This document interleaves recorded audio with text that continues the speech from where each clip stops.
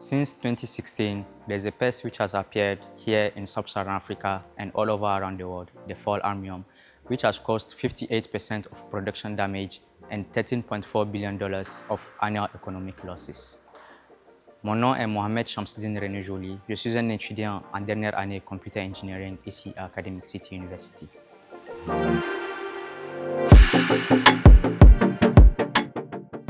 So the gap is due to the fact that most of the producers are smallholder farmers and they produce up to 80% of the maize output here in sub-Saharan Africa.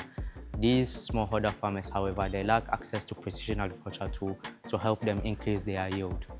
These tools are very expensive and they're not locally repairable.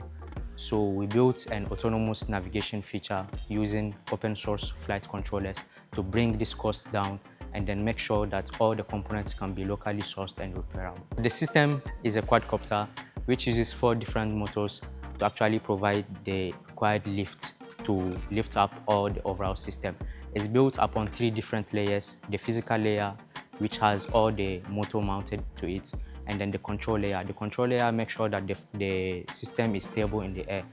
Lastly, we have an intelligence layer which detects the fall armyworm and then classify them between infected and then healthy maize. Once this detection has happened, there's a precise spraying model that gets activated only when detection has happened. Yes. So the material we use to build the quadcopter are locally sourced materials and then 3D printed materials combined with electronics that we've purchased to actually make the system one and then coherent. So we visited the Agrokings farms, and then with their help, we hope that we can integrate and then implement the system as a bigger version, being able to carry a bigger payload size. So the problems they faced was that most of these drones they have are commercial drones, and then these commercial drones are from closed source provenance, and then you can't really manage or fine-tune them as you need.